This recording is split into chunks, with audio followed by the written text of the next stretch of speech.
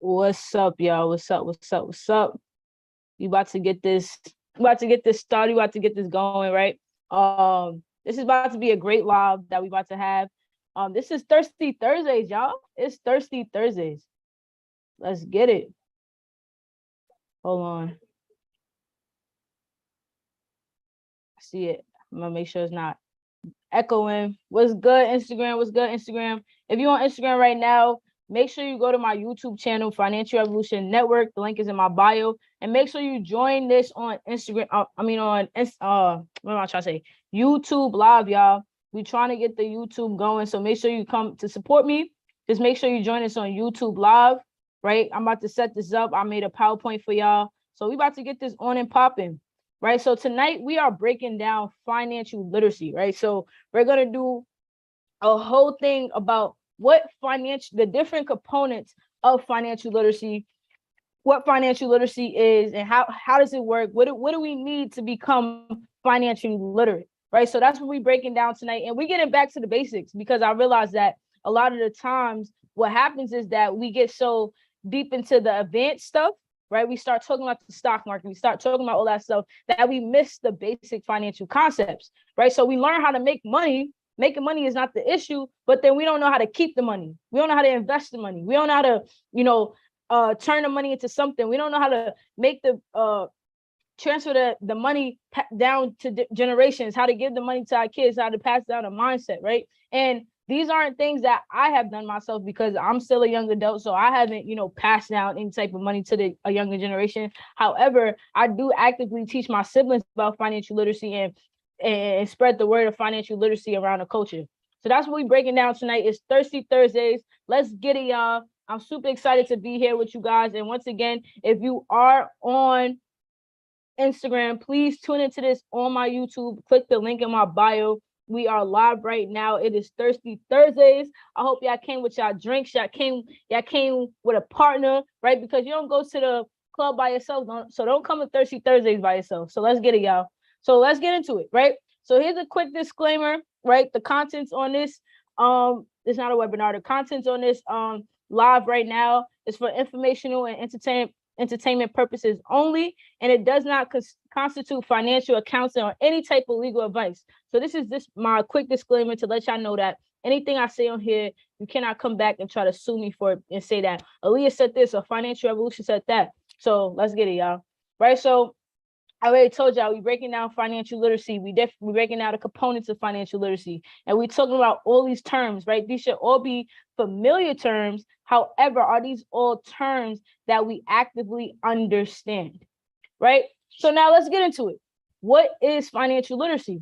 Like, what exactly is financial literacy, right? So financial literacy is the ability to understand how money works, right? How money is earned, how money is saved, how money is invested, how money is transferred, right? How wealth is transferred. That is financial literacy. It is when you have the financial skills and the knowledge to make smart financial decisions. So it's that decision when you're like, yo, should I buy these shoes or should I not buy these shoes? Should I get this bag or should I not get this bag? Do I have a budget in place or do I not have a budget in place? Can I afford this car or can I afford this home? Like, these are all financial decisions that we have to make, right? So some of us, we make it, not some of us, we all make financial decisions on a daily basis. However, some financial decisions are a little more crucial than others, right? So one thing that I want to let y'all know is that you do not have to be rich or wealthy to be financially literate. It's actually the other way around. You have to become financially literate in order to become wealthy, right? Financial literacy, right? It is a byfactor of wealth, right? So you want to make sure that, okay, you're becoming financially literate because those habits that you make when you're financially literate and those decisions that you make are going to lead you to wealth. Now, it doesn't take years to learn about financial literacy. It doesn't take years to implement it, right? What happens is you have to unlearn your financial trauma, right? So first you have to realize that we all have some type of financial trauma. I don't care if you grew up in a wealthy household, you have some type of financial trauma. Right? Financial trauma has all affected us and impacted us in different ways. So you have to figure out, what is your financial trauma? What's your history with money? and understand that you have to unlearn all those different habits that we were taught in our community, right? And then you practice it in your daily life, right? So that's how you break habits. You break habits by practicing the things that go against it, right? So for example, right, I had a really bad habit of like waiting to the last minute to do things. So now I tell myself, like, before, when things are coming up, like I plan ahead, right? So when it came to me applying for classes, as an example, all 3 years of me being in college, I waited to the last minute to apply for classes. This year, I said, yo, I'm not trying to do that this year. It's my senior year. I took initiative and I applied, right? So these are different things, different ways that you have to unlearn all the things, but you have to realize that it's a problem. And then you say, okay, how can I combat this problem, find a solution to it, and you implement that solution in your daily life. All right. So once again, Instagram, if you're watching this, please go on YouTube, click the link in my bio and watch this live on YouTube to support my YouTube channel. Make sure you are subscribed. So now let's get into it, right? What are some of the components of financial literacy, right? So when I want to tap into mindset, mindset is super important. I don't care about how much money you have. I don't care about your way of making money, none of that. Your mindset is the number one source. How you think, how you process things, your cognitive dissonance or dissonance. I forgot how to say the word, but cognitive dissonance. Whatever. Yeah, I get what I'm trying to say, right? However, right, how you process things and your perspective on situations is all based on your mindset, right? So in order to be financially literate, you have to change the way you think about money. You have to change the way you think about money.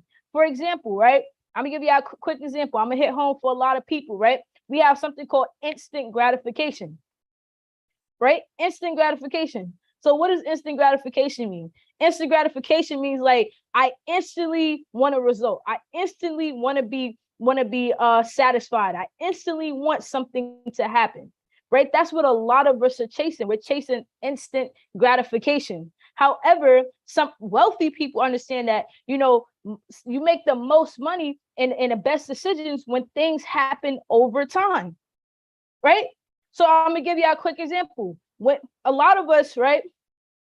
A lot of us, and I'm gonna hit home, right? So a lot of us probably did this before. We got a couple of dollars, right? We just got paid, or we just got a couple of dollars. We got a check, right? But what was the first thing we went and did, right? We went and bought something. And I'll speak for myself. I'd rather go buy a pair of sneakers because I get that instant gratification. Like I could feel a shoe. I could go into the store and get it, and I get it right away, right? So like that instant gratification versus like if I invest that money, right? I may not see a return on my money right away. People can be showing you results of something. People can be showing you like, yo, this works, this can happen. However, what happens is there's no instant gratification. So we feel like it can't work. I don't want to invest because it takes too long. I don't like we say that. I don't want to invest because it takes too long. But I'd rather go sit at a job and work every single day because I receive a paycheck every 2 weeks.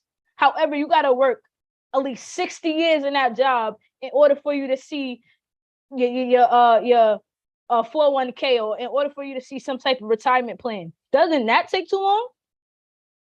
Like to me, like that takes too long. Like when you really sit and think about it and how we were taught to think about things, that paycheck, that 2-week paycheck is just a distraction to get you distracted from like, yo, all right, I may not see a return on my investment by tomorrow, but within a year, I may see a little bit something, right? The stock market on average grows 9 to 12% per year. If you own property, your property appreciates every year.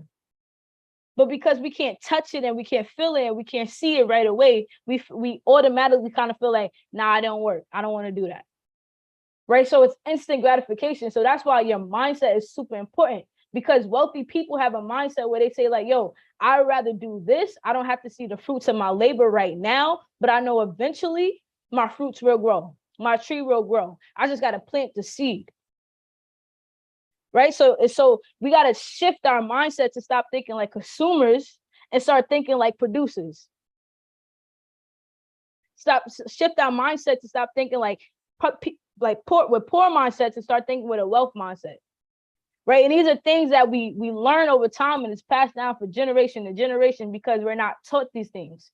Right. We're never taught to combat the different things that we are taught in our community. Right. So that's why, platforms like Financial Revolution is here. Earn Your Leisure is here. Wall Street Trapper, 19 Keys. We're all here to combat and push a different view, a different perspective, a different mindset, different things on a culture. Right? So somebody said, yes, everyone has to do what's best for them. You come off judgment, right? Well, so what I'm saying to you is, like, of course, everybody has to do what's best for them. However, our mindset, that's what I'm saying. Our mindset tells us what's best for us, right? Some people may think like, yo, I'm going to go put my money into this investment that may change my life. And some people like, nah, I'm scared. I'm not going to do that because that's not what I know. But that investment could have changed your life. Right. So that's what I'm saying. Your mindset is important because your mindset will help you determine a perspective to see what is actually best for you. If you don't have the right mindset, you don't know what's best for you. Right. So now I'm not going to spend too much time on this, but mindset is super, super important, y'all. Right. So and I'm going to give away some mindset books that are good to read. Right. So Rich Dad, Poor Dad, Think and Grow Rich, The Richest Man in Babylon, The Wealth Choice. What's another one? I read a whole bunch of books. The Alchemist. How Money Works.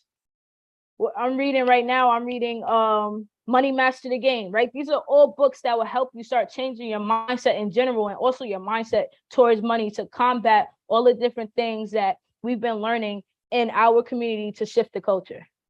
All right, we gotta put some chapstick on right now because can't have tap lips on a live. Right. So now earning, right? So it's important. So no matter, although, right, we have our mindset, but now it's like, okay, I gotta earn some money. Like I have to make money. We have to make money for a living, right? So I don't care how you're getting money, right? I don't care how you're getting money. However, you have to understand the purpose. This is what was shifted. My life has started seeing a difference in my life when I understood this concept, that the purpose of making money is to save your time. That's when I started to see better results. That's when I started to get more things done. That's when I started to actually, start to create ideas and think about things, because the purpose of making money is to save your time, right? Because think about it, money we could get back. Right. If I spend $100 right now, I could get the $100 back in the future. If I lose 500, I lost $500 investing, I'm not worried about that $500 right now. Like I made that money back. You know what I'm saying? However, the time I spent, I can never get that back. The time I spent tonight on this live, I can never get this back. But that's why you got to understand the purpose of making money is to save your time. I tell people all the time, oh, you can do that yourself. But it would take me 3 hours to do something I could pay somebody to do in 30 minutes. I just saved myself 3 hours that I can spend working on something, creating something, thinking about an idea, using my brain power. Like a lot of us, we can't figure out ideas to make more money because our time is so invested into things that's not really pouring into us. That's not pouring into us, right? So when we think about earning, right, we have to understand that you make money, but don't create a relationship where you feel like you got to hold on to that money. Don't create a relationship where you feel like you got to be so tied to the money, because that's what happens. We work so hard for our money to the point where we get the money and we feel like I either got to spend it quickly and get something that I really, really want because I worked hard for it, or I got to hold on to it because I worked so hard for it. These are things that we're learning in our community and mindsets that are being passed down, right? But we're going to get back on track, right? So we talked about the mindset. So now it's earning money, right? So we have to make money. We make money. So the first way we make money, we have active income, right? So I'm going to break all this down again, but I'm going to talk about it briefly right now. So we have active income. So active income, right, is the money that we make from actively working a job, right? So that's money right? That's money that we make for trading our time, right? So that's like, let's say I work at McDonald's, I work at Starbucks, right? That's my active income. I have a job. I'm getting paid through wages, through salary, whatever, commission. That's active income. Next, we have passive income. Now that's money that we make, when we spend little to no time trying to make money, right? So I wrote a book, right? I wrote an ebook. Somebody goes and buy my ebook right now, make sure you go to financialrevolution.com and get that ebook, right? So you go buy the ebook. I don't have to do anything to make money. I already wrote the book. If somebody goes and order the book, I just got that money to my account, right? That money is straight, it goes straight to my account, right? So it's just like, that's my passive income. I'm passively making money, right? So so I have my active income. I use my active income to now go invest in my book. So I wrote the book, right? I paid for somebody to just, write it. I wrote it. I paid for somebody to design a book, whatever, right? Paid a little bit of money for that. Got the book published, did that process, right? And then I had the book on the market, right? So the only thing I'm paying for right now is my Shopify website. So every time somebody buys a book, that's me making passive income, right? So then after that, we have portfolio income. Portfolio income is money we make from investments. Money we make from investments. So when I'm investing in certain stocks, right? The stocks pay me something called dividends. Every time I get paid dividends, that's my portfolio income. When my stock goes up in value, portfolio income, right? So that's money we make from our investments. So you have to earn money. But now we're going to talk about also having multiple sources of income, right? So I'm going to change a myth that has been told to our culture, right? So a lot of times we hear we got to have multiple sources of income. But when we think about multiple sources of income, we're thinking about like, all right, I need to have all these different businesses, or I need to have all these different jobs, right? Because that's what's happening, right? We say multiple sources of income and people are going to get 3 different jobs. 3 different jobs is not going to help you, because remember, what did we talk about earlier, right? I'm getting spicy right now, right? So I'm oh snap, I almost ended a live. My fault. But yeah, I'm getting spicy right now because this is going to hit home for a lot of people, right? So what happens is we go get these 3 different jobs because we feel like we need money so bad, but then we're so tired. Because remember, what did I say earlier? That the purpose of making money is to save your time. So if I got one job and then now I got to go work another job, then I got to work another job, my time, I don't got no time to do anything. It's only 24 hours in a day. How you working 3 jobs and it's 24 hours in a day, right? So once again, people got to do what they got to do. However, people are doing that because of a lack of information. People don't know that, like, you can really save your time and then go invest in the business. Like, all of us are not made to be entrepreneurs. You could come invest in Financial Revolution. Regardless, Financial Revolution gonna be $1 billion company. You can say, yo, Leah, I like what you're doing here. Like, how can I invest into your company? Or let's say you find a business and you say, yo, I like this business. Can I invest into your business? Like, there's different ways for you to make money without having to trade your time for money. People do it all the time. People do it every day, right? So it's understanding that, all right, you can have multiple sources of income, but multiple sources of income doesn't mean that you have to work a whole bunch of different jobs. That's one. Another thing, multiple sources of income doesn't mean that you need to have a whole bunch of different businesses. I'll break this down to you guys. I teach financial literacy. I love teaching financial literacy. Now, off of me just having this one business, Financial Revolution, here's all the different ways that I can make money. One, being on YouTube Live. Once I get to 1,000 subscribers, so make sure you like, comment, and you share this, and you subscribe to this, because that's how you support me. Please just make sure you like, comment, and share, and subscribe to my YouTube. Tell a friend, right? So once I get 1,000 subscribers, I now start making money from YouTube. I have my ebook. I can make money from that. I sell merch. I can make money from that. I'm coming out with a course. I can make money from that. I actually go and teach in schools. I make money from that. publicly speaking for a corporation or speaking for a school or whatever, I can make money from that, right? So it's just, I just gave you 6 different sources of income just from my one business that I already do, that I already have. You get what I'm saying? So multiple sources of income doesn't mean that I got to go do a billion different things.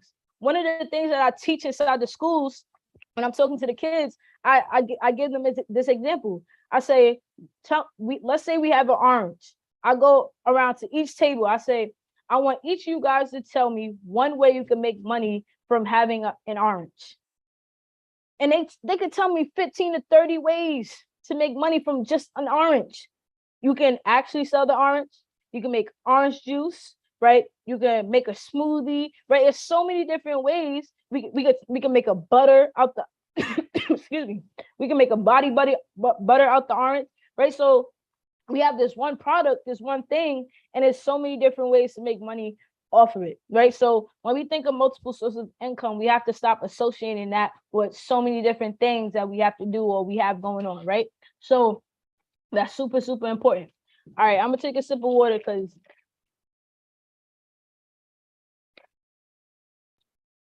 all right, excuse me, y'all. So next, spending, right? So we went over mindset, we went over earning money. Now it's spending money. So I had the right mindset. I'm making money. Now I gotta spend my money. How do I spend the money? Right. So I want y'all to ask yourselves, like, how am I spending money?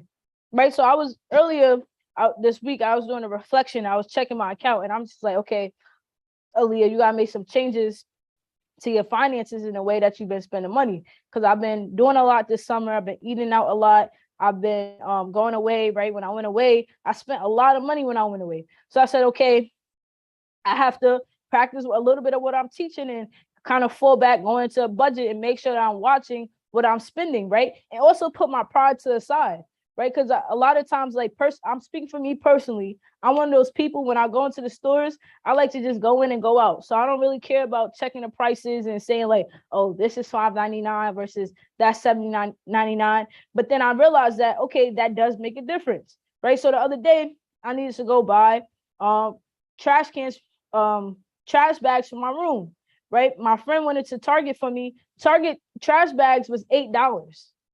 Usually I would have got the $8 trash bag because I wanted it in that moment. But then I said, you know what? I'm not going to do that. I can go to Dollar Tree and get the same bags for $1, right? So choices like that, right? Watching what you're spending your money on and understand that just because you have it doesn't mean you have to spend it. And that comes with a lot of pride. A lot of times I see people spending money because they have it. You just got paid, let me go spend it. And that's how you lose money. It's not about how much you earn. It's about how much you're able to keep and invest. How can you turn that money into something? If you keep spending that money on a whole bunch of different things, you can never turn it into something, right? So you want to make sure that you're able to watch what you're spending money on. No matter how much money you are making, have a purpose behind every purchase. Have a purpose behind every purchase. You know, like, okay, this is my purpose of spending this much money on all this stuff, right? Somebody just typed in a comment, being frugal. I'm not going to say don't be frugal. However, because being cheap isn't always the best decision, right? But understand that just because you have it, you don't have to spend it. However, you don't want to be frugal all the time because being frugal can cost you, right? So let's say you're always trying to get the cheaper way out, and sometimes you have to spend money, right? Getting the cheaper way out sometimes can cost you a lot. On one of my shows, a girl was telling a story about how she went and bought a car. She needed to buy a car. She went to get the $3,000 car versus the $13,000 car, and the $3,000 car was no good, right? So it's choices like that. Like, you have to pick and choose when you're going to be frugal. In the trash bag situation, I could be frugal because that was a $7 difference, right? And trash bags isn't going to, like, it. If the trash bags are cheap, it's not like it's going to be no big issue because all I needed was a small little trash bag. I'm not putting anything crazy in it, right? So you have to realize, like, when to be frugal, when to make those decisions. Next, saving, right? So I have my mindset. I'm earning money. I'm spending money wisely. I'm saving money. I'm spending money wisely. Now I have to save my money.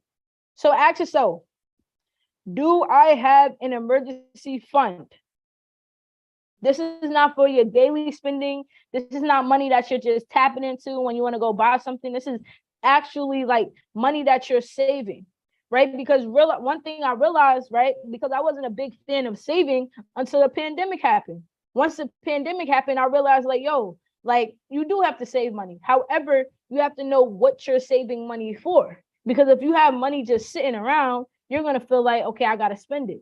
But if you know, okay, I'm saving this money because I'm trying to buy a house by the end of the year. I'm saving this money because I'm about to invest in the stock market. I'm saving this money because I'm going to do something with it. So you have to have a purpose behind your saving. Same way you have to have a purpose behind your purchase, you have to have a purpose behind your saving. Next, budgeting, right? So budgeting and saving go hand in hand. Do you have a weekly, monthly, or yearly budget? I just told y'all, like, I was talking to myself earlier and I realized like, yo, I need to do better with my budget, right? So a budget just helps you create a financial plan to say, okay, this is how much money I'm gonna spend this week, or this is how much I'm gonna spend on lunch today, right? And it's easier to know where your money is coming in from and where your money is going when you have a budget in place. Next, credit. Are you building your credit? Do you have a credit score? When is the last time you checked your credit report? Like, do you know what is on your credit report? What are you getting billed for? What is going on, right? So these are some of the components of financial literacy that I want to discuss today, right? We definitely have way more components like asset protection, right? Where you protecting your assets, you're protecting the things that you own so that you can pass it down, right? So transferring wealth from one generation to the next generation. So these are all things that we have to think about. So now the 3 types of income, right? So we talked about this before, and I'm gonna just go over it again. We have active income, passive income, and portfolio income. Now expenses, y'all. This is super, super important. Expenses, flexible expenses. Flexible expenses are expenses that may vary or can change. So that can be, your groceries. For example, if you're going away one month, you're not going to spend a whole bunch of money on groceries because you're about to go away. So you're not going to be able to cook them, right? Versus you may eat out a lot that month because you're traveling, right? So flexible expenses that may vary or can change. Your cable bill or your phone bill. You can change your phone bill, your cable bill, because you may not need the most expensive cable bill. You don't need all the different packages that come with it. Now you have some fixed expenses. For example, I know, okay, my college tuition is going to cost me this much. I know that my what is it called? What is the bill? That my rent or my mortgage is going to cost me this much this month, right? So that's a fixed expense. Expenses that have a set price every month, the date of it, when it's coming, it can't change. You can't not pay it, right? So those are your flexible and your fixed expenses, right? So now, why do we save, right? So we have to save for emergencies. We have to save to invest. We have to save to buy things that we really want or need, such as like a house or a brand new TV, right? We have to save for retirement because I don't know about y'all, but I don't want to work forever, right? Or I don't want to have to always be hustling, right? So these are different reasons why we have to save. Now, why do we invest, right? The purpose of investing. You have to invest because there's nobody in the world who became wealthy or worked their way to building wealth. It's not possible.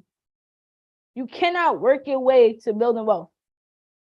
You have to invest into something. You have to have some type of money working for you, right? Because you cannot work faster than money. You can't. You can't. Right? So all the hours that you're spending in the day, like you have to go to sleep. You have to do something, but money could keep moving. Money could keep going. When you're sleeping, money is still going. When we're sleeping, a part of the world is up. I just spent 10 days in Africa. While I was in Africa, right? What I realized, when I came back home from Africa, where I was in Africa, it was 4 hours ahead of where I stayed on the East Coast. 4 hours ahead. and things were going. Money was being traded. People were buying stuff in Africa, while out here in the East Coast, people were still sleeping. So you got to understand, like, money is working, things are going on when you're sleeping. So you need to have a portion of that going on. You need to have a portion of that money tied to your name. Now, how to save? Like, how do we actually save, right? So you keep track of your spending. You separate your wants from your needs.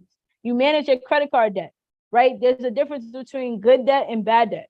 Good debt is when you go into debt to make money, right? So I invested into real estate because I know that the real estate I'm going to be able to make money from, so I could pay off my debt, versus I just bought new shoes and now I got $400 worth of credit card debt and I got to figure out a way to pay that off. Save regularly, invest regularly, right? Cut down or downgrade from services such as your cable bill, your phone bill. Like I said, you don't have to have the most expensive cable or phone plan or whatever it is. And let go of bad habits such as Uber or eating out often. And that's something that I'm working on myself too, because coming to school, I eat out often because sometimes the cat food be killing me, right? But it's not a good habit, right? So these are different ways that you can learn how to save money regularly. Right now, different saving plans. So one thing I want you guys to always remember, and this is something I learned from the richest man in Babylon and different billionaires and millionaires that I study, is that it's important to always pay yourself first, right? Always pay yourself first. The most important person in our life is us.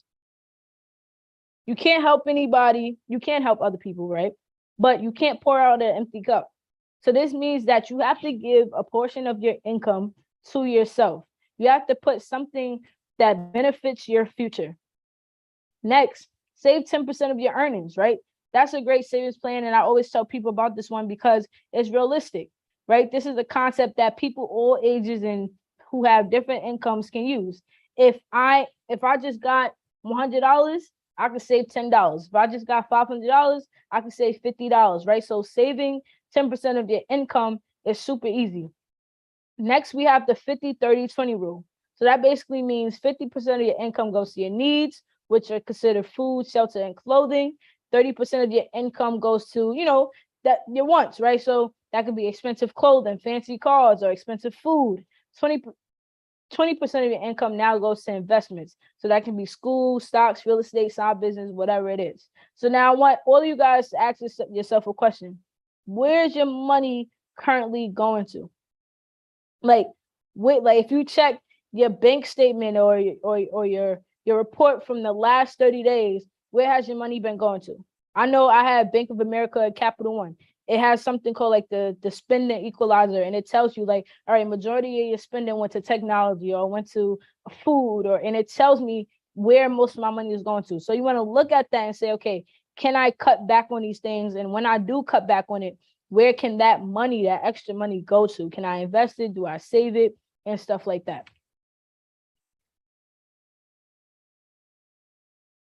Right, so I'm gonna open up the floor to some questions. Right, I appreciate y'all. It's Thirsty Thursdays, and I told y'all every Thursday I'm coming with some gems. I'm coming with some information. We building out the YouTube right now, so I want to make sure y'all like, y'all comment, and y'all subscribe. Please like, comment, and subscribe on this. I appreciate y'all so much. Make sure you tell a friend to subscribe to the Financial Revolution Network. It's Aaliyah Dua, y'all, and I appreciate y'all so much for tuning in. I appreciate y'all for your support. Financial Revolution is about to make 2 years since I came out with this, not with the idea, but since I actually got the courage and took a leap of faith and said, yo, I'm gonna start this business, and I created a Instagram page. So it's coming up on September 22nd. So we're going big. The Young and Dumb Show is about to go crazy. It's coming out soon. Let's get it, y'all.